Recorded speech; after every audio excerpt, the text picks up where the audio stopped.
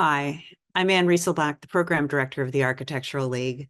Welcome to the first of 4 sets of presentations by the League's 2024 Emerging Voices. We're all excited to see everyone's enthusiastic response to the shift to a midday lecture. Over 200 people have signed up for today's program, so thanks for joining us. Before we begin, some thanks are in order. This series is made possible through the generosity of the program's sponsors. On behalf of the League, I'd like to sincerely thank the series' longtime supporters, Elise Jaffe and Jeffrey Brown. We were all deeply saddened by Jeffrey's recent passing and will profoundly miss his enthusiastic presence at this and so many other League events.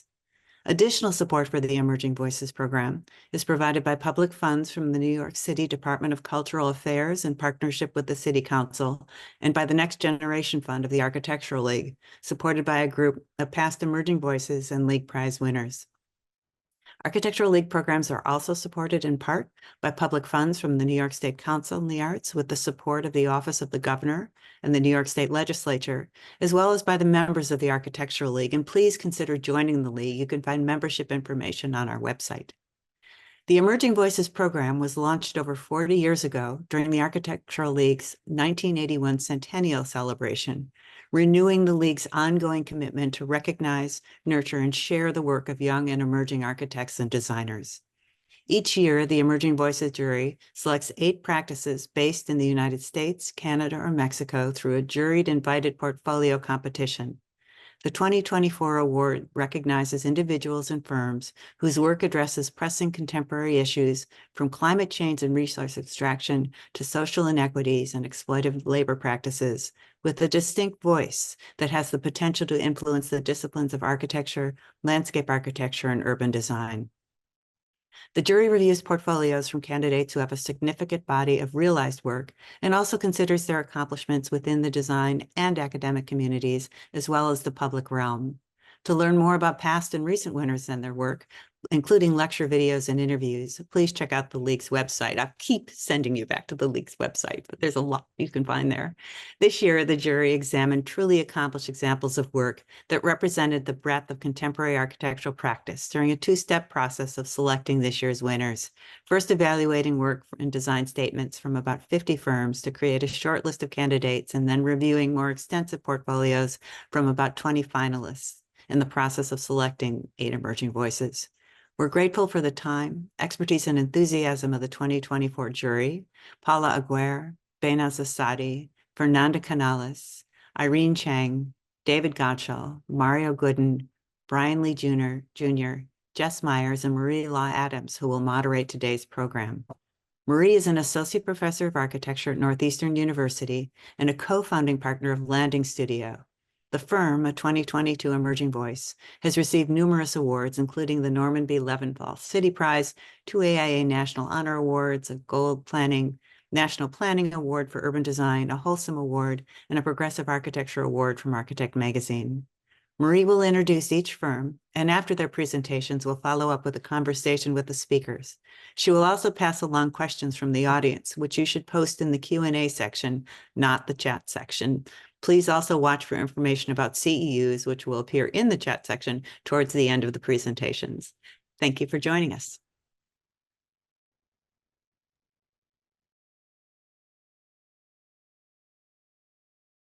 Thank you, Anne, and to the League and the sponsors of the Emerging Voices program for bringing us together virtually today. And thanks to everyone in the audience for joining us.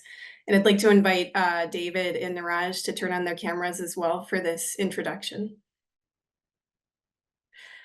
So it was an honor and a real pleasure to serve again this year on the jury and have the chance to engage in debates about what meaningful practice looks like in this era of intersecting social, political, and environmental crises.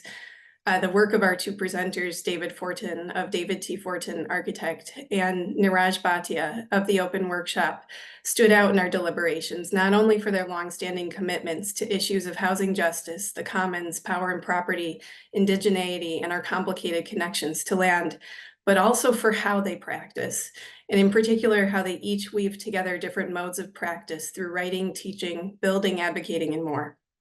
David Fortin founded David T Fortin Architect, a 100% Indigenous-owned firm in 2018, and they're based in Cambridge, Ontario, where they primarily focus on bringing Indigenous values and cultural expression to their projects and collaborations. The jury observed that David is a leading voice on Indigenous design practice and pedagogy, where he often uses this position to give voice to others, including other Indigenous architects, artists, tradespeople, knowledge bearers, and youth. The jury acknowledged the importance of David's work and his ability to realize socially relevant projects under highly challenging circumstances of constrained budgets, harsh and remote climate conditions, and urgent timelines. The work also prompted a debate among jurors about cultural expression, meaning, and definitions of value and for whom in contemporary architecture. In David's own words, they understand the value of symbolism and meaning for Indigenous peoples, knowing that visual, spatial, and material choices can have transformational impact on communities who've had their voice muted for multiple generations. And as he goes on to say, Indigenous presencing is important. Neeraj Bhatia founded the Open Workshop in 2013. The firm is based in San Francisco, where they work across architecture and urbanism to explore questions of social, racial, environmental, and economic equity, particularly around issues of housing and public space. The jury applauded Neeraj's work for bridging between core disciplinary concerns, attention to form, geometry, type, and rigorous modes of representation, and their increasingly public-facing work through collaborations with community groups on policy reform and installations in public venues. The jury noted that Neeraj has articulated a clear agenda about the politics of property and domesticity, and they're starting to see that these ideas manifested in the world, and we're all excited to see how the practice will continue to evolve in that realm. So now for the presentations, we're going to hear first from David, who will be followed by Neeraj, and then we'll open up for discussion and audience questions. Again, just as a reminder to everyone in the audience, please put your questions in the Q&A feature, and I will send them to our panelists. And so with that, I'm going to hand it over to David. Thank you so much. Thank you, Marie, for the great introduction. I'll just get this set up. Okay, I'll assume everyone can hear me unless somebody flags me down. So, Tanshe, good afternoon, everybody. And I want to thank, first of all, the Architectural League of New York for this honor. It's a very humbling experience to be put on this list, looking back at previous winners and also looking at the other firms, both today and in the upcoming weeks, and the work that they're doing. So I really commend the kind of high level of excellence of design that is being promoted through this program, and I am truly honored. I'm going to jump right into it because I've got my timer here going, and I've got a lot to go through. So the title will make sense in a little second. It's this question of what the little design problem is. And it's inspired by this book that was published a couple of years ago that my wife bought me for Christmas. And it's called We Had a Little Real Estate Problem. And that title comes from a Native American comedian, Charlie Hill, who said, "My people are from Wisconsin. We used to be from New York. We had a little real estate problem." And of course, the kind of comedy of that is that the word little in terms of land relations through colonization, and also in the context of some of the work I'll talk about today, the idea of real estate, whereby land becomes a method of exchange of property. So I also wanted to acknowledge that, I don't know, I'm sure not everybody here is calling from New York, but because the Architectural League is in New York, the acknowledgement of the Lenape people who were violently dispossessed or displaced from New York many centuries ago. And you know, this is a story well known in architectural circles from Koolhaas and many others over the years, but somehow often left off the conversation. For context, I'm calling in today from Cambridge, Ontario, traditional territories of the Haudenosaunee, Neutral, and Anishinaabe peoples. I'm at the University of Waterloo School of Architecture. I was born in Calgary and raised in Prince Albert, Saskatchewan. And this is a map I'm sure many people are familiar with that is just a reminder that Turtle Island, as many Indigenous people refer to it, has a very different geographical and geopolitical relationship for Indigenous people beyond the kind of current geopolitical boundaries that we now see it in. And this has really kind of urged me ever since I received the first email. I was questioning, you know, what is an emerging voice in architecture today, and what is this emerging voice, or where is this voice emerging into or from? And that's particularly, I'm just thinking in terms of the kind of commodification and corporatization of architecture as a profession, procurement, and the kind of links between risk and litigation and how that impacts the voice of the architect, and sort of some of these bigger macro influences on what that means to be a voice in architecture today. And it also had me thinking about the way that we framed our exhibit for the Venice Biennale in 2018. It was titled Unceded Voices of Land, and this was the first time that Indigenous architects from across Turtle Island banded together under the leadership of our elder Douglas Cardinal. And, you know, the idea of emerging voices had me thinking about this inspiring group of people who are doing work across the continent and working so hard to ensure that the voices of Indigenous peoples are heard and brought into contemporary living on these lands. So that this question of the value of Indigenous thinking in architectural practice becomes very interesting, and it's really grown in prominence in Canada over the last decade. And sort of mainstream architecture prior to that was very slow to kind of understand the values of Indigenous cultures for architecture and the design professions. And I think, you know, that relationship between indigeneity and architecture in terms of the establishment is, you know, pretty adequately summarized here, at least the history of it, in 1996 in a New York Times article on Douglas Cardinal, where Patricia Brown wrote that Cardinal's high-profile commissions and ability to straddle two worlds, the one of pinstripes and buckskin, who are both at the museum, have prompted some resentment and rancor within the Canadian architectural establishment. He appeals to the guilt of the nation, said Beth Kapusta, an editor at Canadian Architect magazine in Toronto, hiring him as a method of absolution. So this is one of these interesting things where, despite Douglas's work as an incredibly accomplished architect already, gets his kind of skills as an architect and his vision gets reduced to kind of identity politics. So now it's in a position of the Indigenous voice becomes politicized rather than the quality of the work, which is also problematic. Indigenous voice in Canada is also an interesting question because there are, while having 4% of Indigenous people of the population within our country, we have roughly 22 Indigenous architects, registered architects in Canada, so 0.21%.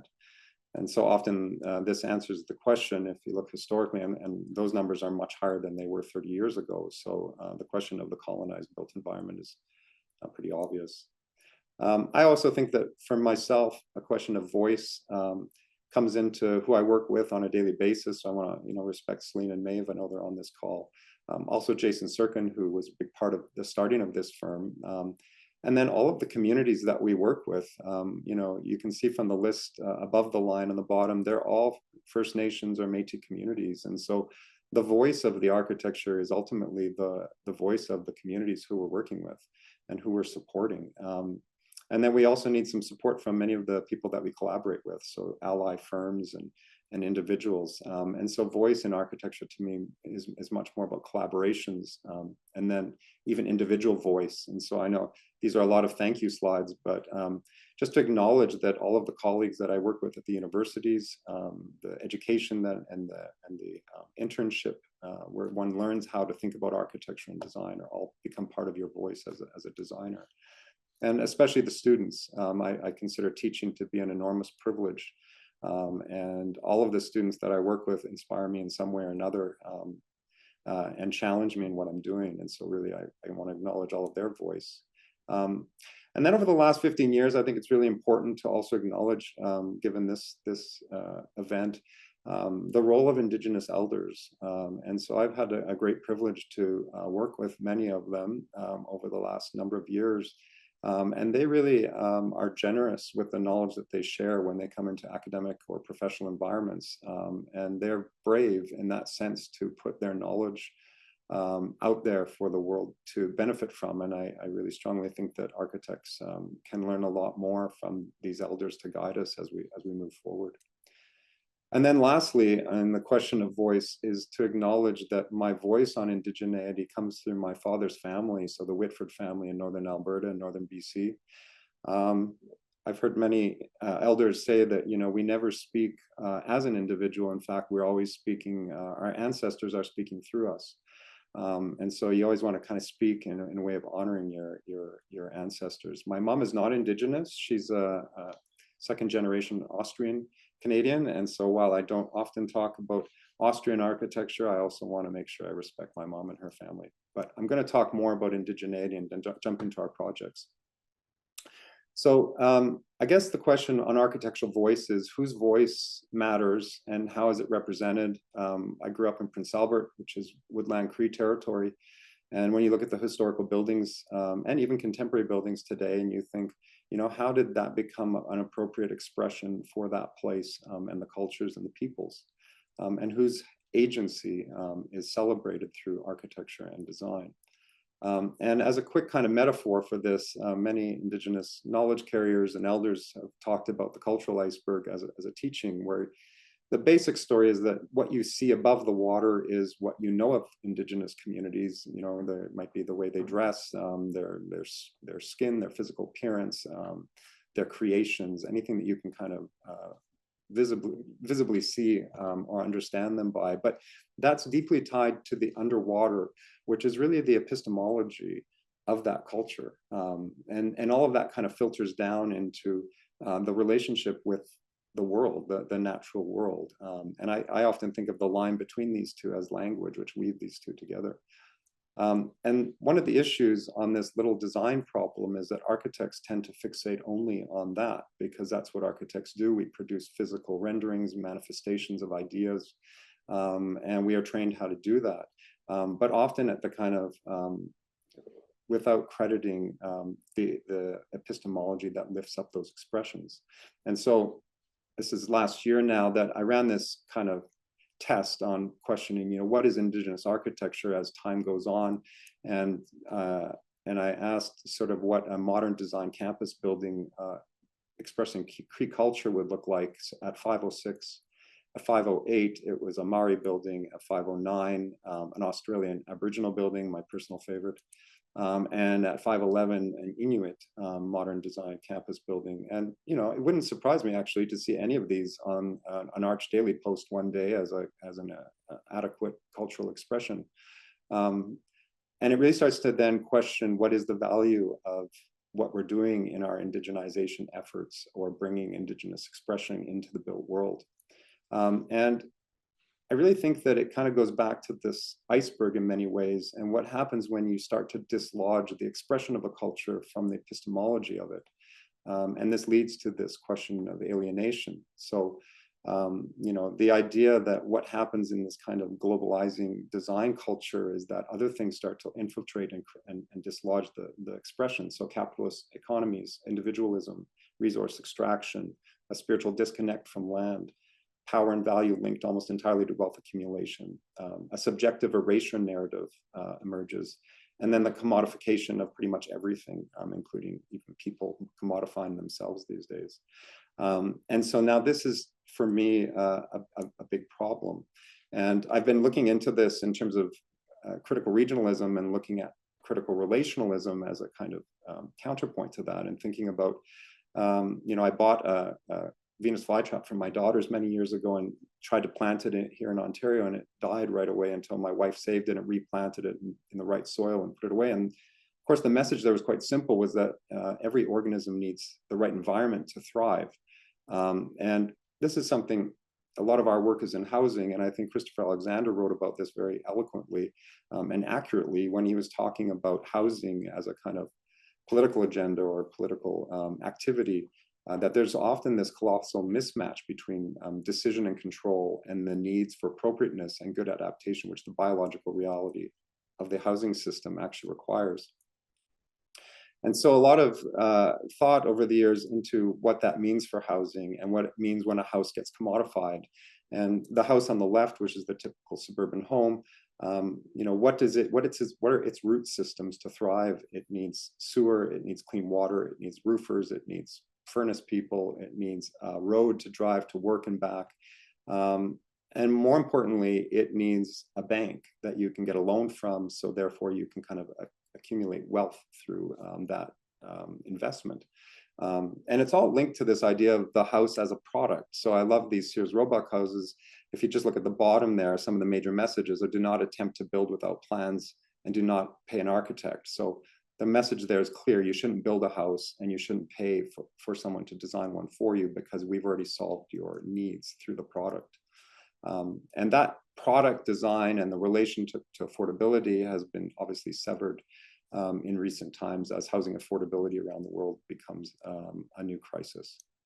From Indigenous perspectives, the bigger crisis is that that same building, just like I did with the Venus flytrap, if you remove it from its lifelines and put it onto a First Nations reserve, it can't thrive and it can't serve the people that live in them. And so here you have this mismatch of an expression of what it means to be at home on a land and cultural condition where they don't merge or they don't match. So this is what I think is imposed alienation. So this is kind of the context, and it's a lot of preamble to talk about kind of the context, but I think it's very important to set the stage for the kind of work that I do and what interests me. This was from a project in 2018 that I drew this diagram when prompted to design 4 model homes in remote northern communities in Canada. And what I tried to express to the National Research Council at the time was that that's not possible. And so instead we worked with 4 First Nations architects: Alfred Waugh, Brian Porter, Eladia Smoke, and Kelly Bapti. And they went and spent time in communities, really understanding those communities. And the idea here was that the expression of the house really should be driven from the people, and what strengthens their relations, what strengthens their relations with each other, the land, their cultures. And that really fed into sort of the lead up for the forming of the group of Architects Against Housing Alienation. We were selected to represent Canada last year at the Venice Biennale, and I'll just jump into that a little bit here. So I just want to acknowledge my colleagues there: Adrian Blackwell, Matthew Souls, Sarah Stevens, Patrick Stewart, and Tiana Vucevic, all just incredibly inspiring people doing great work. And so we kind of approached the Venice Biennale not as designing an exhibit, but what would it be to design a campaign that's tried to think about housing beyond its commodification, and what decommodified housing might mean for a different kind of future for Canadians. And it brought both Indigenous and non-Indigenous perspectives to this question. So we wrapped the pavilion with this hoarding basically as a kind of symbol to say that Canada is very much still under construction, very much a project that's unresolved, and the homelessness issues that are facing us are a symptom of that. Within the team, we had 10 demands formed through groups across the country. And I worked very closely with the First Nations Home Building Lodges team, my firm. And the important thing here is just to acknowledge that, you know, we are a massive collaborative of about 100 different individuals on 30 different teams. And we were really composed of first architectural activists, then advocates, and then architects. And so rather than an architectural top-down idea of rendering out what the future of housing should be, it was really to be generated from the grassroots initiatives. And our team really focused around the efforts of One House, Many Nations, which is an Indigenous-led grassroots organization that looks at sort of community-led housing practices. And so we just tried to bring that story to the forefront, largely inspired by our colleague and friend, Dr. Alex Wilson of Opaskwayak Cree Nation. And she's the only person in all my years of architecture that gave a guest lecture on housing that started with the constellations and their relations first to her language, and then the community, and then the forest, and how housing and home was all part of that process. And we then started to deconstruct that. What did that mean for thinking about, first, what is housing as a commodity? Going back to the kind of cookie cutter house, it starts with the site as a property, ignoring sort of water, land, and your relations with your animals. And then this kind of weird, you know, a web of money flow between construction contractors, the banks providing loans to build the house, which then the individual gets loans from. And so there's this crazy web of money exchange that happens around it. And the question then from Indigenous perspectives on reserve is, who profits in a system when the home dweller has been eliminated from the equation? In other words, due to our Indian Act in Canada, Indigenous folks on reserves cannot own a house or certainly accrue wealth in it. And so I call this a racialized obstruction of intergenerational wealth accumulation, because many generations of people, including my own Métis family, my mom's family, a lot of the financial stability that people have in their lives across the continent is due to the investment in their homes. And if you block people from having that investment, you've got a problem. So we diagrammed this out for Opaskwayak Cree Nation as an example to understand the housing system and how it works with reserves. And so people often complain about their tax dollars going to Indigenous peoples, but if you follow those tax dollars, most of them from the housing angle end up going to off-reserve manufacturing companies, lumber companies, and at the end of it, the community gets this kind of very substandard house, which everyone else has had an economic generation from. So again, this comes to this question of what is the relationship between the Indigenous peoples and the housing economy, which drives much of our GDPs in all different nations.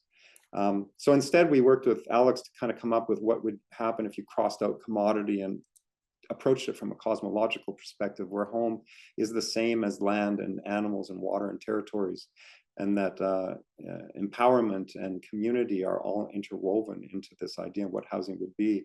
And how could that diagram be rewired, whereby funding goes directly to the community to build their empowerment, empower them to build their own housing, construction drawings in Cree, elders there to learn how to design, and then outsource as they need. And so we really, and then this becomes a kind of center node within the community, so that housing design production is not something imported from the alienated kind of design culture, but more generated from the ground up within cultures. And so this was part of our exhibit here. This is the interior of the pavilion in Venice, home building lodges. And we did this kind of artifact, and including beading. So we had beaded parts from many different people on here to celebrate the work of One House, Many Nations and kind of envision what this lodge might look like. So I'll just end off by going through a few of our projects. This was the first project we were doing as a firm in 2018 for a family in Lac des Mille Lacs First Nation in northern Western Ontario, where we just were looking at prefabricated systems and their cabin, looking at the lake, and trying to think, how do you work with manufactured products and building systems that were available for their community, and capture the kind of energy and needs that a growing kind of First Nations family needs on reserve. We also started working around this time with the Round Prairie Elders Lodge with Comfy, which is a Métis organization in Saskatoon. And this was the first purpose-built Elders Lodge ever done in Saskatoon, which is a great honor for myself as a member of the Métis Nation. So we worked with a great construction company, Big Block, who were open-minded for us to bring cultural content. And when we came on, there was no parking lot or there was a parking lot on the south part of the building, and everything was shoved on the north where there's no sun. And so we kind of reconfigured things to create this amenity wing, which has the arch on it here, which then would create a garden space for the elders. And so I won't go into the kind of visual kind of lexicon that's on this building, other than to say that pretty much every single thing on this building is informed from a pretty deep historical analysis of a Métis culture and what a cultural expression of that would be. So for instance, the chevrons you're seeing in there are inspired by the Métis sash. We brought the garden back so elders would have a place to grow their foods, and also potentially have a fire pit in the center of the circle. And then we also did things like looking at the sustainability, looking at how sunshades can not only work to reduce your cooling loads, Saskatchewan's a very sunny place, but also bring in cultural expression. So Métis people, we are known as the flower beadwork people. And so, it creates this beautiful shadow on the building. The building becomes a canvas as the shadow becomes along it of the flowers. Similarly, we followed up that project with working with Big Block again. In Regina this time, and this one is a transitional housing project for people who are homeless or potentially coming out of rehab or maybe even incarceration, to create a home for them, working with Silver Sage Development and Regina Treaty Status Indian Services. And this was a rapid initiative project, so we really, I think it was roughly 1 year from getting the call to say we're going to go for it to having people in the building. And so we kind of had to rely on our experience from the previous building and really looking for ways where you can invest the money into sustainability. Both this project and the previous one are net zero ready projects. And then invest in cultural moves that can celebrate certain aspects of the culture. So these posts that are going around the building, there's 15 of them, which are to pay homage to the 15 teepee poles of the First Nations peoples from this region, each with their own teaching. Again, I won't get into that into any detail, but those posts can have deep meaning for people that understand the teachings. We also worked with Linda Obey-Lavallee, who's part of the Regina team, on the design of the sunshades for this project. And so you see that pattern in her ribbon skirt, which is really women being they are the keepers of the home fire.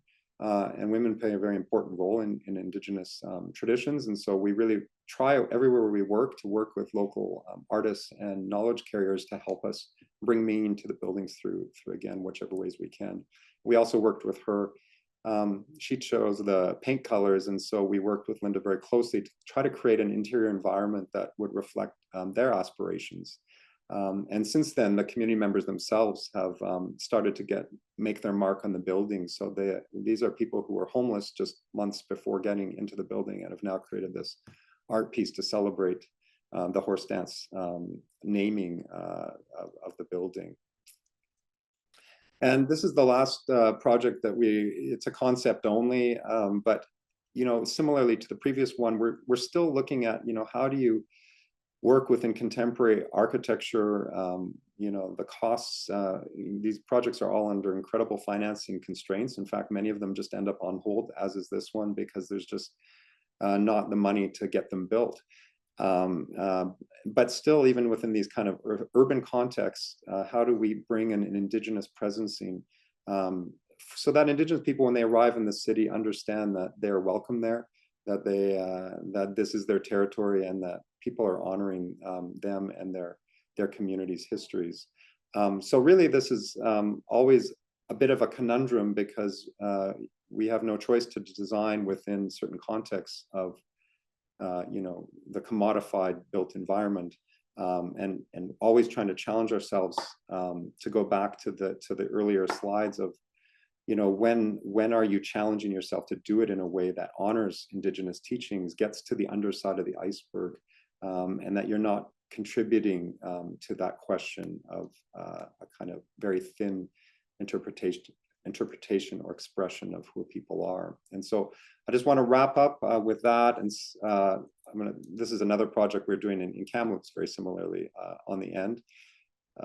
It's also on hold right now, working through funding, but I guess I just want to acknowledge that we are working our best to kind of live the kind of ideologies that we're trying to understand and honor the communities that we work with. And thank you, c'est merci, and end it there.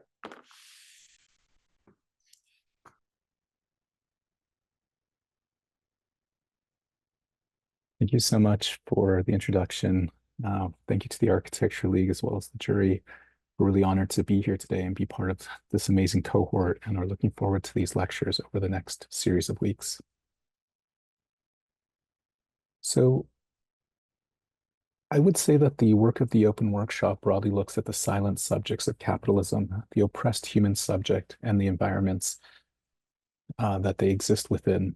And these are continually confronted with forms of precarity. My work asks how architecture and urbanism can foster social, racial, environmental, and economic equity through new forms of empowerment. These subjects have been traditionally controlled or through design. I'm really interested in how instead design can give a voice to the pluralistic public sphere, as well as the environments that they exist within. Precarity in the natural environment is widespread and heightened in frontier landscapes that commodify resources through extractivist agendas and center on what Jason W. Moore has described as the four cheaps: cheap labor, energy, food, and raw material.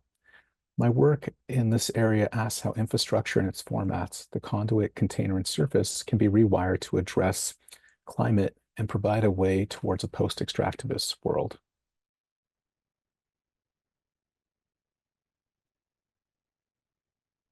Alongside the natural environment, more and more people are living in precarity without access to stable income, jobs, and support systems.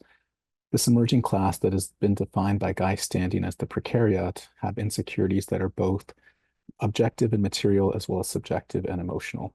Precarity has been growing steadily throughout the world, and it disproportionately affects younger and older people, women, and people of color, those that have been traditionally and systemically oppressed. So many of the issues that the precariat face revolve around housing and housing access. Housing, and this is really, one of these issues that has really been emerging around housing access has been this larger shift that we're seeing from housing as home, wherein lived experience and use value are a primary concern, to housing as real estate, which is rooted in speculation, non-lived experience, and exchange value, and has left really more and more people in these precarious positions that are alienated from the housing system. In both of these trajectories, I position collectivity, collective form, and collective forums rooted in mutualism, solidarity, and reciprocity as critical agents in producing new forms of power. While the design research is at the core of the practice, we also work through writing and exhibitions. Some of our key actions include convening and assembling a conversation, advocating for communities, and designing a framework to choreograph new relationships and new interdependencies between subjects and their spatial environment. The convening work is really about creating platforms for assembly, arenas for collectives to form within. For me, this is both important within the spatial disciplines themselves, as well as with the larger and broader public. Advocacy for me is about using our design tools to amplify voices. This has ranged from creating films with community groups to white paper documents for planning reform that have been really rooted in voices in the community, to working with communities to map and tell stories about their neighborhood. Using design as framework, the choreography work seeks to insert architectural form and precise relationships to various states of time, temperature, materiality, and form, as well as processes such as logistical, industrial, and infrastructural, and attempt to rewire these processes through leveraging how architecture can transform, adapt, and really add new socio-political actors to these systems. I work through these interests in two main platforms, my office, the Open Workshop, as well as an urbanism lab that I co-direct at CCA entitled the Urban Works Agency. My colleagues at CCA, at the Urban Works Agency, and the students at CCA have really been instrumental in helping inform and develop this work. I'm going to spend the bulk of today's talk showing work from the Open Workshop, and really work that is kind of rooted in problematizing questions of power and power relationships. So the first project was a solo exhibition we did at the Yerba Buena Center for the Arts in 2018. Upon receiving the invitation from the curators to develop the exhibition, we immediately reflected on an early text by Fumiko Maki, who was also the architect and designer of the Yerba Buena Center. In his book, Investigations in Collective Form, published in 1964, Maki aimed to find new ways and find ways that collectivity was being formed in a city that was increasingly changing. And he really saw these changes revolving around things such as is called out in this quote, the coexistence and conflict of amazingly heterogeneous institutions and individuals, unprecedented and rapid and extensive transformations in the physical structure of society, rapid communication methods, and technological progress and its impact upon regional cultures. And today, of course, we face many of these same issues, in addition to questions around climate change and growing income inequality, that in order to be addressed, really require us to come together. In Maki's treatise, he puts forward three types of collective form: compositional form, megaform, and group form. Reflecting on our own work, we arranged our projects into 5 additional techniques: rewiring states, living archives, articulated surfaces, frameworks, and commenting. These are driven by an emphasis on form, program, and time, expanding Maki's singular focus on form, And I'd say that our work really expands and considers collective form to also be simultaneously the collective forum where people assemble. The design of the exhibition included a field condition that centered on these 5 larger hubs, each linked to one of these themes. All of these modules were suspended from a cable and pulley system, and they were interconnected into a larger system that could be transformed by the user, both individuals sitting on benches, as well as interacting with the models, as well as nature represented here through the plants that grew throughout the 6-month duration of the exhibit. In this way, people, our work, as well as nature were connected into a system wherein a push or pull by the individual had a collective feedback. And in some ways, we wanted to think about how this structured framework could structure a conversation between nature and the human subject, really positioning our work as the mediator here between that conversation. Subjects in the exhibit could curate their own relationship between their body and the work. And the exhibition really invited users to be active participants in forming the work by also inserting them into these complex entanglements between space, form, the human subject, and the natural environment. The exhibition eventually evolved into a book which centers on the same 5 themes, but we're really in the book able to expand on the concepts of each of the themes. We purposely privileged the engagement with the content through performance in the exhibition, whereas in the book, we felt it was a more appropriate medium to reveal the thoroughness of the research, as well as framing out these themes and including outside voices who have inspired the ideas, many of these projects in the book. I should mention that we also did the design, the graphic design of the book, as we saw this as an extension of the exhibition and had specific ways that we wanted the design of the book to frame these conversations around collective form. The next project is a research project I've done collectively with my colleague, Antje Steinmuller at CCA. It examines how collective living might offer more agency for residents to define their own way of life. This project is really rooted in the history here in the Bay Area. As many of you know, in the 1960s and 70s, the Bay Area and its hinterlands saw thousands of communes that were rooted in a rejection of commercialism and an ideology of shared property and labor, which really resulted in experimentation in many things, such as the family structure itself and how resources would be commoned and distributed. These communities were really important because they negotiated their values, offering precise examples, let's say, of how politics intersects with the domestic realm. Today, some estimates suggest a similar number of collective living projects to what we witnessed in the 1960s, yet with a larger diversity of organizational types, from hacker houses to co-living situations to co-housing to cooperatives. Recent trends of adding affordable housing to the city have relied on the attempt to fit conventional domestic program into minimal footprints.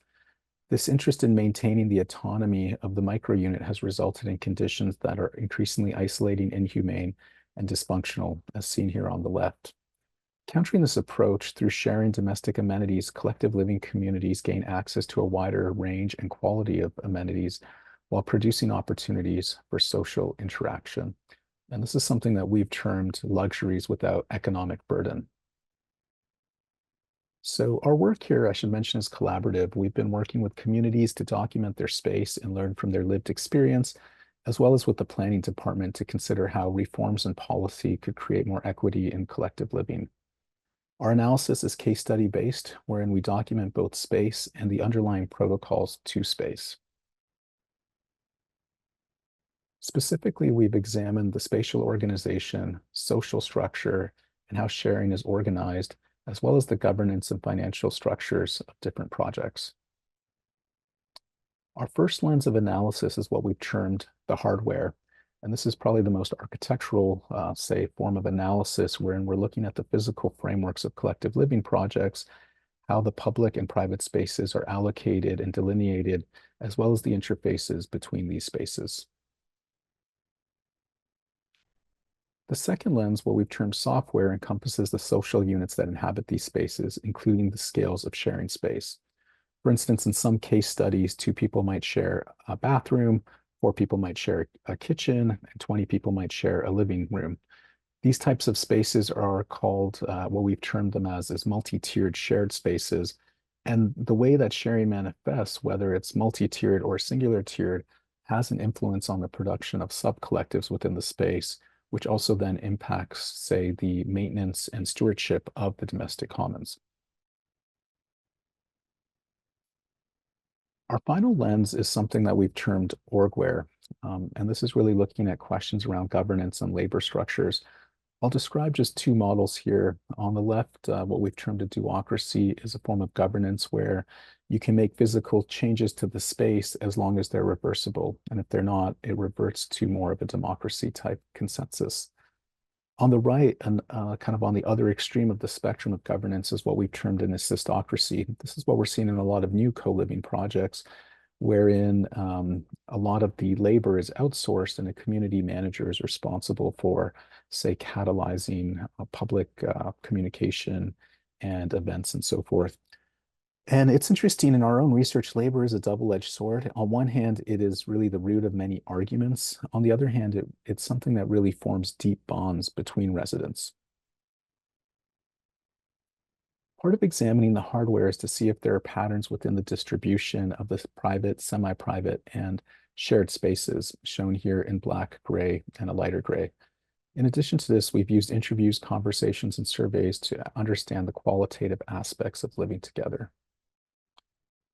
One of the outcomes of this work has been really reforming policy to adjust the definition of group housing, as the previous definition was loose and being exploited by developers, essentially packing large number of peoples together and not providing adequate amounts of amenity and shared spaces. Our 300-page white paper report included a series of recommendations that we presented to the Planning Commission, and we were successful in reforming the policy and definition of group housing to ensure a minimum of 33% shared spaces in all projects moving forward, as well as further allocations to the number of people that can share a given space. And these numbers were really based on our case study research, community participation, as well as working with the planning department. And we really hope that this creates more humane and equitable living conditions for thousands in the city. So the next project builds upon this research into collective living and examines typologies of living together. After 4 to 5 years of doing research into a series of case studies and working with community groups, we really were refraining from designing anything ourselves in the office, as we didn't want to bias the research. When we received the invitation to participate in the Venice Biennial in 2021, we wanted to take a stab at what this might mean as a design project. And we worked really in a typological way, thinking about how certain typological arrangements might catalyze particular social and spatial relationships. Each of these 5 projects here are arranged by different delineations, let's say, between the public and private realm, from the most delineated to, say, the most blurred and fluid. We purposely took this typological approach that embraced an ethos of producing diversity from repetition, creating a framework for reappropriation, and being the background of everyday life. The projects were represented through 2 models, a 1 to 200 model, which showed organization, wood demarcating private areas, whereas the concrete represented shared spaces, as well as a 1 to 50 model where an architectural organization occupies the background and really foregrounds the social relationships that are being formed.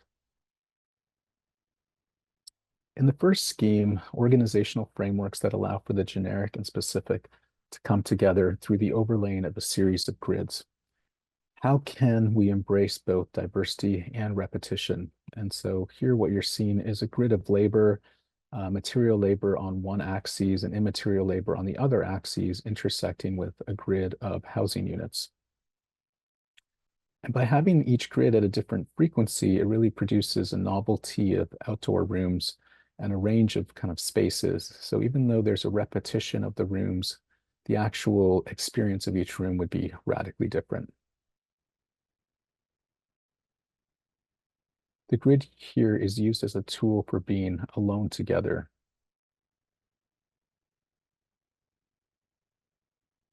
This scheme here breaks apart each program of the house into independent rooms. The interstitial space between the rooms becomes the collective glue. As a microcity, it attempts to understand collective living as a decentralized network that is open to a range of familial configurations, while considering the role of the hyper-specific as well as generic room.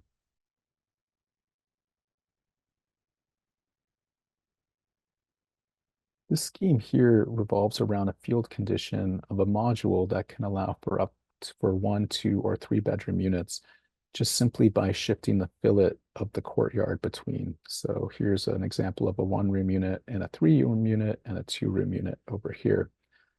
The way that they're nested allows for different forms of sharing and association. So for instance, from this room here, if you exit in one direction, you would share a dining space with these 3 units. If you exited another direction, you would share a living space with these 3 units. And if you exited finally in this direction, you'd share a kitchen with these 3 units, essentially creating a series of tiered or nested forms of sharing that create more intimate relationships and stewardship of the domestic commons. So here we really understand how sub-collectives are able to govern daily rituals, whereas larger collectives gather around these larger shared courts. And here you can see how finally the last nested collective is the units that are sharing this internal courtyard with each other. Here in this scheme, we really looked at how a surface defined loosely by a series of curtains and domestic objects might allow for a more fluid redistribution of the public and private spheres. These set up a framework for negotiating territories, recognizing the evolving nature of commoning practice, as well as the orchestration of space and the belonging through domestic furnishings. And what you get here is that spaces can be, say, relinquished to the larger collective or captured by sub-collectives through time in much more fluid and, easier mechanisms than, say, through walls and the typical disciplinary tools that we often use. We produced a very simple installation in Venice created from a series of IKEA laundry racks, really a symbol here of domestic labor. And while individually precarious when tied together, these formed a strong truss, really for us a metaphor for the relationship between precarity and the power of solidarity. So this last project I'll show was the result of an invitation to the Chicago Architecture Biennial curated by David Brown, and engage Brown's research into the available city or the over 10,000 vacant publicly owned lots in Chicago. We're working in the neighborhood of Bronzeville, which is shown on the left on the south side of Chicago, a historically redlined neighborhood once known as the Black Metropolis. And Bronzeville really today is emblematic of many of the legacies of redlining and houses thousands of people living in precarity, whether defined through low incomes, high unemployment rate, or the many people that lack support systems and live alone. And with the abundance of over 800 vacant lots, it's really interesting to see the different things that are manifesting in the neighborhood. So you see here on the right an image of a community land trust that has purchased up a series of these lots.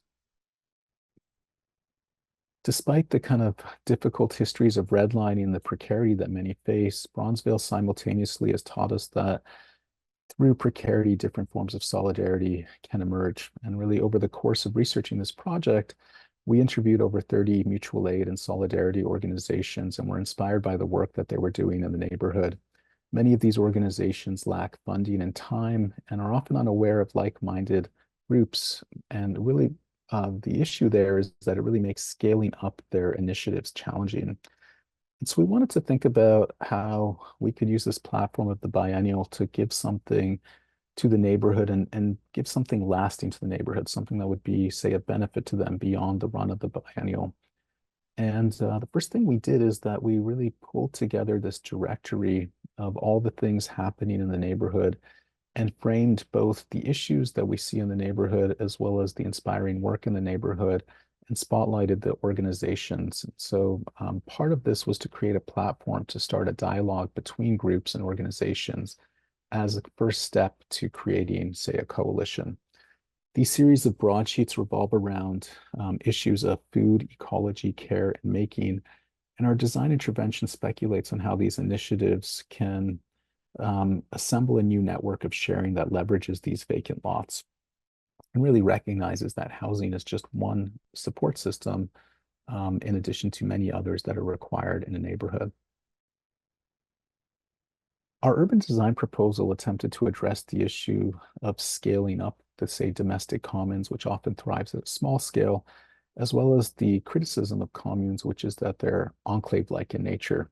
And really, we did this by decentering the commune into a series of buildings, landscapes, and activities that occupy the large number of vacant lots within Bronzeville. This would entail separating the programs of the collective living house into a series of spaces and adding them into these vacant areas. And this would really, for us, erode both the enclave nature of the commune and integrate it with the neighborhood, as well as make visible the systems of care and showcase these alternative forms of land tenure. This decentralized model of sharing merges the domestic and the urban commons. The speculative network leverages these 4 resources to allow grassroots activities to flourish while finding symbiotic alliances. And here, we really understand that support for the household is fostered through the community. And this coalition that we envision, really the benefit of it is that it allows for different forms of land tenure and exchange and new forms of value to be developed. Bringing together already existing initiatives and organizations, the coalition might allow tactical interventions to also be strategic, allow for more complex ways to share resources, and experiment with different forms of land tenure.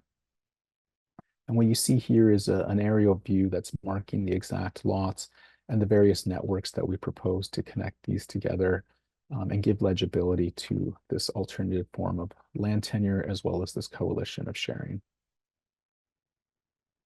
On the former grounds of the Anthony Overton Elementary School, we produced a prototype of one of these interventions, a living room scaled to the typical vacant parcel in the neighborhood. And this is really building upon the inspiring work of Creative Grounds and Borderless Studio. The site's already acting as a microcosm of our proposal, assembling a series of community-based initiatives into a hub. The prototype itself is positioned as a malleable framework that utilizes a series of curtains for residents to curate an array of interactions from the intimate to the collective. And this fabric, again, enables these transformations that acknowledge the evolving practices and values of commoning. While biennials come and go, it was important for us to catalyze a conversation in the community. A year after the biennial, we organized, along with Borderless Studio, a series of conversations around questions of ecology and solidarity, care and making, as a first step in trying to catalyze a conversation for a coalition, which we hope is a process that continues to develop. I'll end my talk here with a quote from Hannah Arendt, who defines power as a collective force of people acting and speaking together.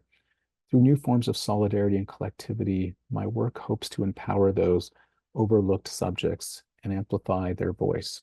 Thank you so much. Thanks so much to both of you, David and Neeraj. Those were really fantastic presentations. I want to remind everyone in the audience again, please do put your questions in the Q&A function at the bottom of your screen, and we'll bring them to the presenters. I'll start with a couple of questions of my own while we're waiting for those. I was really, I want to bring it back to this question of, Neeraj, your words, the expanded practice, and that both of you and are educators, researchers, work directly with communities, and have a real kind of broad constellation of work and ways of working and ways of kind of tapping into these issues that you're so committed to. And I'm curious to hear from you both how you see that evolving moving forward. Is it an intentionally heterogeneous, mixture of different ways of getting at these issues, or are there things that are getting traction for you that you find to be kind of more effective leverage points in questions of housing precarity and indigeneity, architectural education, and so on. And maybe I'll let David, if you don't mind, speak to that first. Yeah, I mean, I think that's a very interesting, the end of your question there. Are things getting traction regarding housing? Well, I think we always want more, I think, but there's always a lot of room for improvement when it comes to Indigenous peoples and housing. I do think there's been movement. I think, unfortunately, it still is incredibly, the majority of it is very paternalistic still. So the power relations are still very much at play. I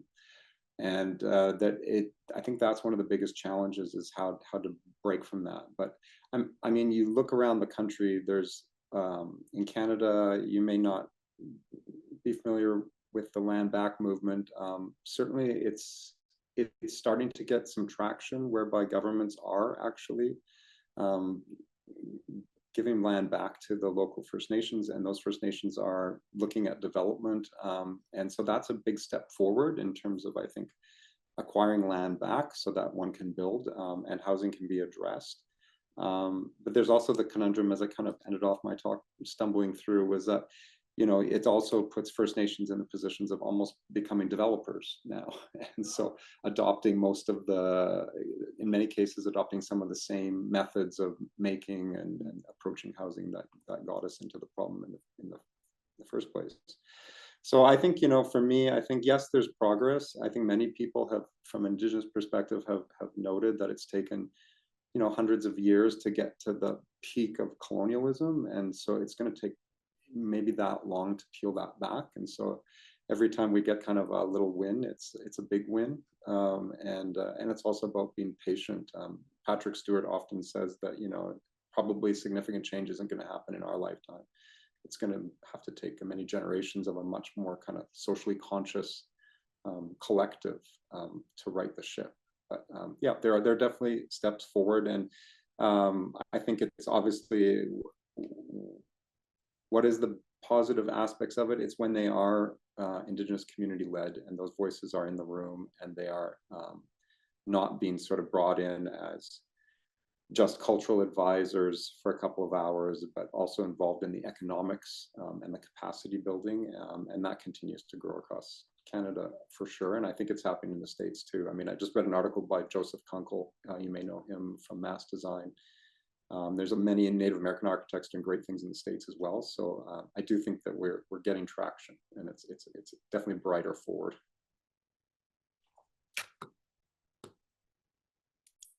Yeah, I think as a designer, you know, we have to be always optimistic, even sometimes naively so.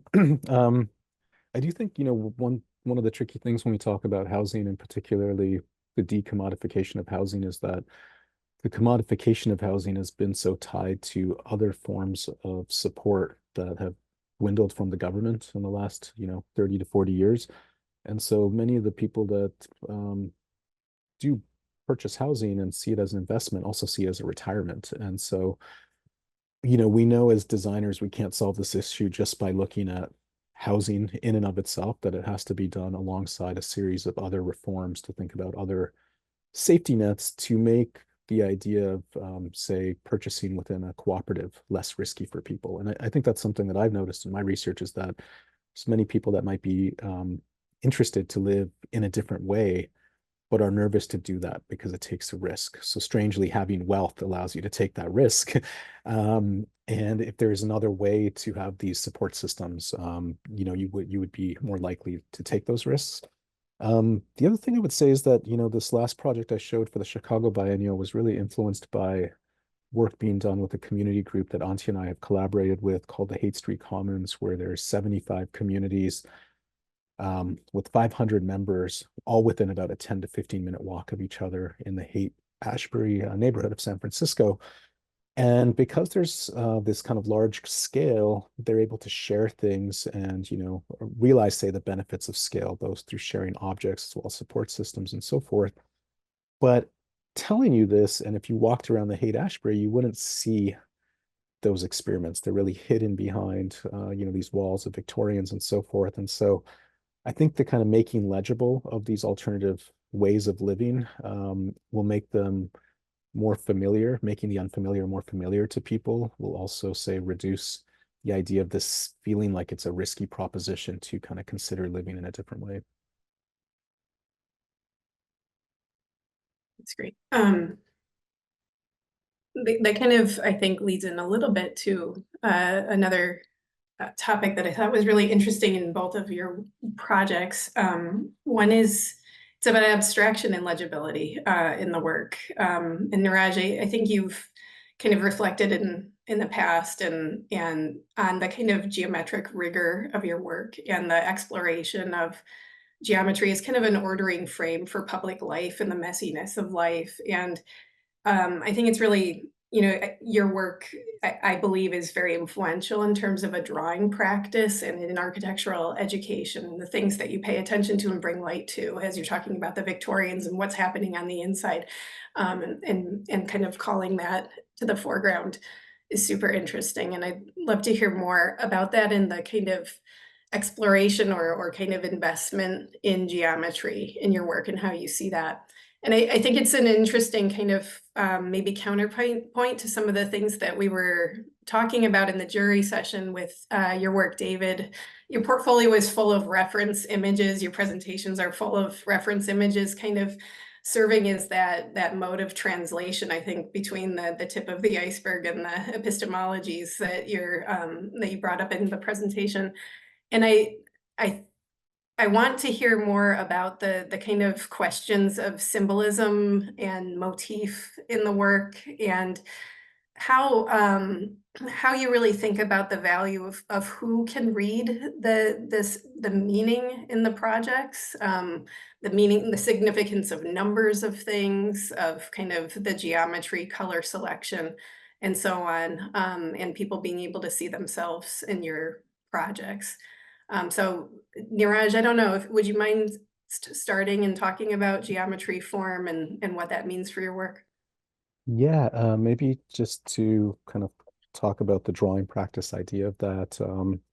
In some ways, the way we frame the practice is to say, can we amplify the voices of the pluralistic human environment and the natural environment, and see architectural form as always engaged in that kind of entangled process. So when we draw, the drawings are very full because we're trying to draw those other two subjects with as much detail and rigor as the architecture itself.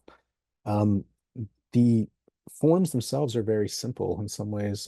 You say kind of strong geometries, but they're purposely very simple geometries and frameworks to amplify the voices of the things that transform those frameworks. So they almost act as an index of a start point of where you can measure now, say, architecture's capacity to be a tool of measurement of like the social reappropriation or natural environment's influence and adaptation of a particular structure. I think in terms of the question of legibility, it's important for me to think about how the collective can see itself as a collective, and that within kind of, say, the economic protocols that spatialize land, that tend to spread horizontally and think through forms of kind of, say, repetition, how might we actually place ourselves within a system as an act of having more political awareness of the systems that we're implicated within. So in that way, the idea of the legibility is not to, necessarily solve capitalism, but maybe to problematize and make visible the systems of capitalism. Whereas I think, architecture has participated much more on the other side of this, which is kind of obscured, say, the economic protocols that are driving architecture. And architects have often, particularly when you talk about housing, which is extremely typological and repetitively driven, architects spend a lot of time designing facades with multiple materials and dancing windows and things like this to obscure how capitalism is kind of, say, territorializing land. And in that way, I think the discipline's very complicit in trying to like normalize and naturalize these systems. And in some ways, we're trying to expose the simplicity of the framework so that you have to confront and deal with these systems. You can't ignore them anymore. I think that was really well put. I think for me, what I think a lot about is how, not just what architects produce, but how architects produce. And so I think about, I was actually in a conversation with Bruce Mao once where he was talking about how when we were taught in school to draw the line that a building sits on just as a thick black line, right? So all your elevations sit on that wood. And then it's like with total disregard to that land as a living kind of thing, right? So even the methods of diagramming and drawing that we've been trained to translate our thoughts through can be very much a trap. And so when you work with, for instance, birch bark canoe builders, all of them laugh at that idea of drawing something out in advance, because they're like, I see it in my head. I'm responding to the kind of trees that I have in front of me, and that shape of the canoe needs to respond to my body and how it all comes together. There's no such thing as an abstracted drawing to make something. So I think there's also the value of the teachings that happen in how you make through Indigenous peoples. And I'm very interested in that in some of my other academic work, and thinking about a different kind of learning environment that maybe ditches drawing altogether or thinks about making in different ways. And it leads to this question you asked about numbers and geometries. And the closest example I'll give you is when I mentioned the teepee teachings. The beautiful thing about the teepee as a building typology is the poles had teachings for each one, right? And so everyone knows the teepee followed the herds. And so it was a mobile architecture, which means every time you relocated, your elders would reinforce the core teachings of who you are and your value system. So the building wasn't just shelter, it was actually a teaching tool of who you are and who's your value system. And so this question of numbers and who reads them, they go much deeper than just even symbolic, like 3 is good. Well, why is it 5? Why is 7? You have to then start to ask yourself the questions of what are the teachings behind those numbers and why are those very important to you. And it also leads to me to think about language a lot and the importance of Indigenous languages, because it's like the kind of symbology of place. You can actually understand a place by looking at the architectures of it, its ecologies, its geographies. And then through the language, which ties it all together again, you weave yourself to place, right? So like in Anishinaabe language, the actual phonetics of the language remind you about water, or they'll remind you of things. So as we're having a conversation, we're reminding ourselves of an important value system. So I'm very kind of interested, and you're right, I am quite cautious about how do we not design in a kind of cage of a way of thinking of making, because then who are you trying to communicate to through that? You're trying to communicate through other trained eyes and other architects who can read what you're doing and be impressed by what you're doing. But if the communities that I work with don't understand the value of that, then who am I actually working for? So I think it's a very challenging question to straddle that line of trying to do interesting work that architects and academics might be interested in, but also trying to do work that is meaningful for people. That's great. I'm going to shift to a couple of questions from the audience. We have a question that says, what were the challenges anticipated and that were not expected that you each encountered in your work? And then how did these opportunities foster growth as an architect and in your own humanity?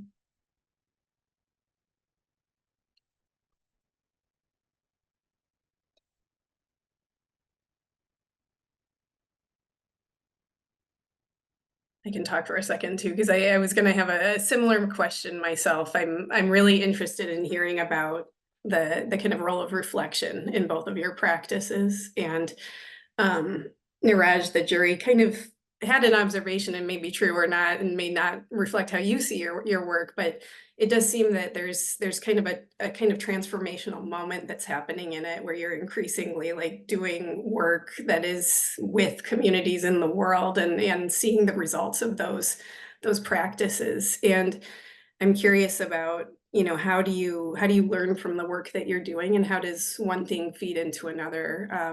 Your teaching, your kind of on the ground research, and what does that look like? How do you kind of bring the learning from those experiences together.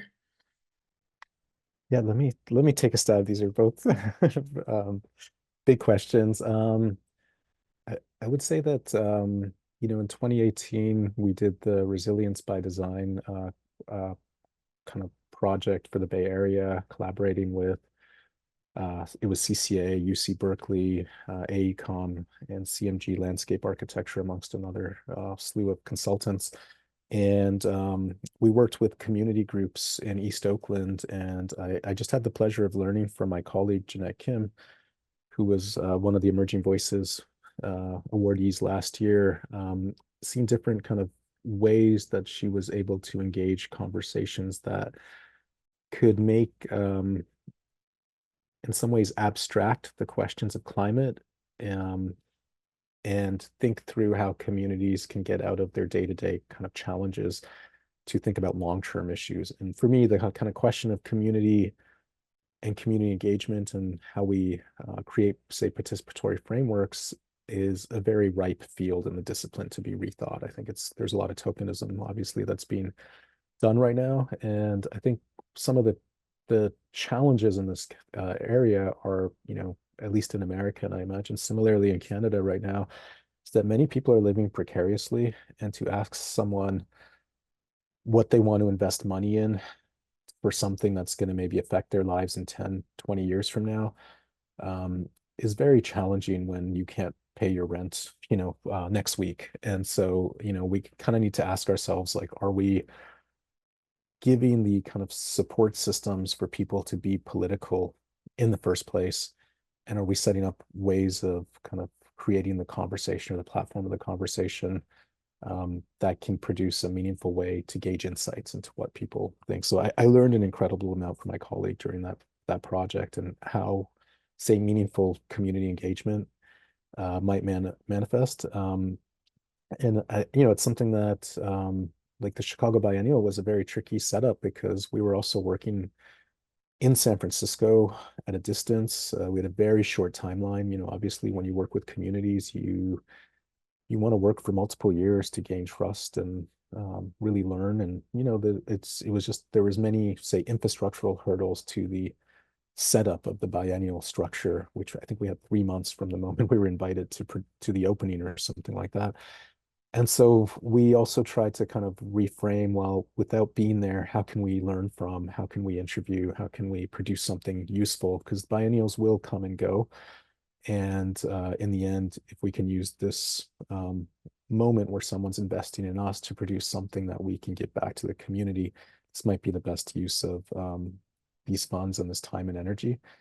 So in that regard, and maybe it goes back to the question and by Gordon, in just terms of like kind of growth and personal growth, I think this kind of trying to unpack this question of how to create a participatory framework, I think is just a really ripe area for architects to engage within.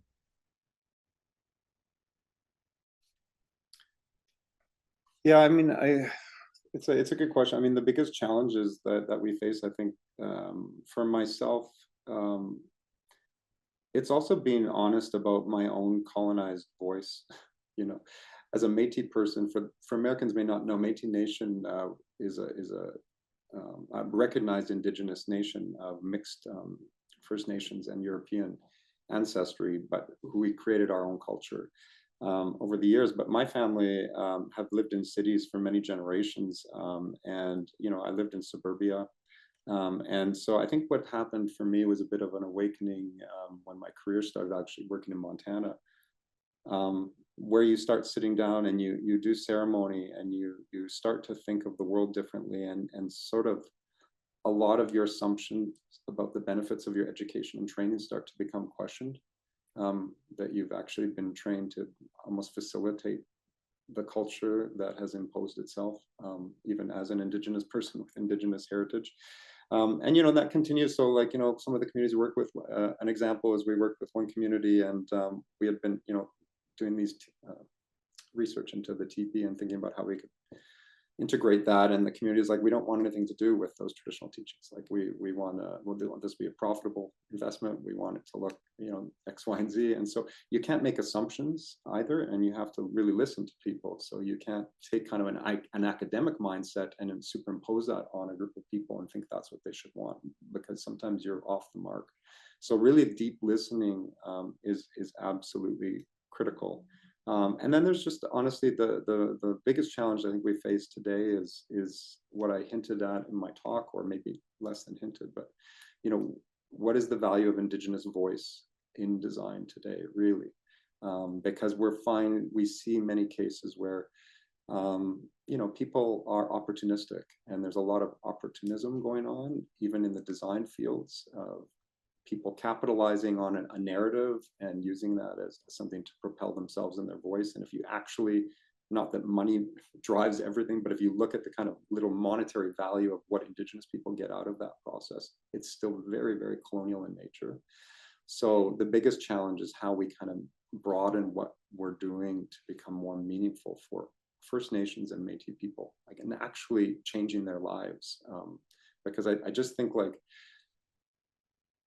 if you're representing indigeneity in the built environment and trying to do things in the right way, and yet everything else doesn't change, the environmental situation doesn't change, the social situation doesn't change, what are you doing? Like, I often think it's actually offensive to the elders and to those teachings. So you have to challenge yourself systematically on how you're doing everything is more important than at the end. So that's my biggest challenge, is try to continue. You know, we're working in Miro, we're using the same tools. You're kind of forced into like a production mode to get a building done on schedule, on time. So you're kind of in the wake of this huge machine, and trying to change it at the same time, even though you're kind of caught in the wake of everything. So that is always going to be a challenge, I think, for the kind of work that we're doing. Thank you. I'm going to take another question from the audience. This is from Salwa Shafiq from CCA, saying, can you discuss how the COVID-19 pandemic influenced housing preferences and design considerations? And what are the challenges and opportunities in providing affordable housing in urban areas? And maybe Neeraj could start. Yeah, hi Sava. Hi CCA. I think we're still probably, I think, like, architecture slow, right? And so I think we'll be able to fully unpack this question maybe in 5-10 years from now. But obviously more people can work from home and are looking for areas in their home to work from. And that's becoming more of a requirement in new projects, but it also exposes maybe different class structures related to different forms of labor, like material and immaterial labor, and who has the privilege and opportunity to work from home and who doesn't. And so I'm curious how this plays itself out. In some ways, I think those preferences of thinking about workspaces within the home will maybe expose even more so these issues of class. The challenges of providing affordable housing in urban areas, this is a huge question. I don't think I can unpack alone, first of all, in a couple minutes. But I will just say that, you know, maybe one of the kind of solutions that's always positioned in places like San Francisco or New York or Toronto that have these explosive kind of real estate markets is that we just need to build more, and it's a kind of supply side economics, you know, question. And I don't think that's the case at all. I think that's actually, you know, something that it's a myth that we put up to kind of create a fantasy that this is a housing crisis. And I think, you know, David Madden and Peter Mercuse have pointed this out in their book about, you know, this isn't a crisis. This is a system doing exactly what it was intended to do. And so calling it a crisis also is disingenuous to a system actually operating very successfully with its intents. And I think the supply side economics question, like in San Francisco, we look at affordable housing, maybe 12%, 20% affordable on a market rate project. 20% affordable seen as a very high standard of affordability, but we call those buildings 20% affordable, not 80% unaffordable, right? And I think as soon as we shift the way we start thinking about that, we start seeing that we can't keep up with the tidal wave of what's happening, and we need to fundamentally like rethink the way we're delivering housing in these cities. I would just add, I think that was a fantastic response to that question. I mean, I do see in some cities, particularly Calgary is one where COVID has led to empty office towers. And so certainly there's opportunities to look at repurposing buildings to create more housing opportunities. I think that maybe is something that COVID may have shifted the thinking on that a little bit. But I do think it's much more systemic than that being that easy. I would just say also that the working from home thing, in my opinion, has some positive signs, particularly for First Nations communities. One of the biggest challenges for many communities in Canada, particularly the more remote ones, is how you can be part of an economy when you are historically you are so physically detached. But this kind of soft labor or this kind of digital labor opportunity, particularly at a time when there's a lot needed from people for advice or teachings and these sorts of things, it may open up some doors. And so certainly in all of the little projects that we're doing right now, we are trying to always factor in where a person could, where can you position a chair in a house with a simple backdrop so in the future they can hold a job in their house. So it's little things like that. But I think there may be some interesting shifts in that. But I do think, like you said, Neeraj, like it's a huge privilege to be able to have that kind of a job to work like that. But just as an example, my former intern, Jason Sirkin, he runs a firm out of northern Saskatchewan where he lives now. He bought a acreage up there of forest land, and he's given it a go practicing as an architect. He hunts for his food, he runs a massive garden, and he lives with his family like pretty remotely. And so far he's getting work by collaborating with people and working online. So that does open up a whole different way to think about practice and land relations and other things. So there could be some pretty amazing things happening. I think we have time maybe for one more question that just came through from Ariel Amin. How do you believe language can either inform colonial design or create decolonial spaces of Indigenous and BIPOC cultural heritage and expression? Well, it's a loaded one. As I was saying before, for me, language and place are so intricately designed, and this question of alienation, just to me goes back to alienation. How can Indigenous languages help us all? They can all help us understand where we are in the world in very sophisticated and meaningful ways. And so I think it can change the way you design, because a friend of mine, James Bird, he's a Dene person doing a PhD at U of T right now, and his research is on the Dene language. He speaks Dene. He's one of the few Indigenous speakers fluent in architecture.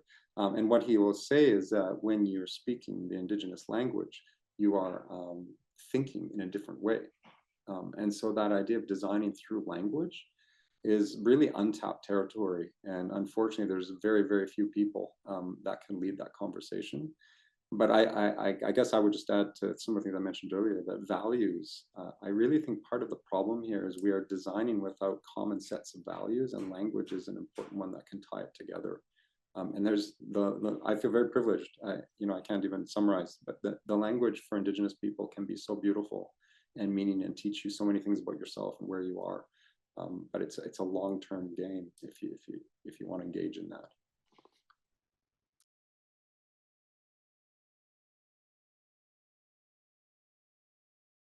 Neeraj, would you like to add anything? I don't think I could add anything more than David's already said on this topic. So yeah, thank you, David. Well, Anne has joined us again, so I think that means our time is up. And I just want to thank you both for the amazing presentations, inspiring work, and in this great conversation. I want to add my thanks. I think that was a wonderful note to end the conversation on, and I would encourage all of you to join us same time, same non-place place next week for continuing conversation about thinking about urban, exurban, and rural design, turning to the example of Catherine Deinstadt's work with Latent in Chicago and Dave Hill and Hillworks in Auburn, Alabama. So thank you all for joining us and for the conversation today. We look forward to continuing it some more. Thanks, everybody. Thank you all. Thank you, Marie.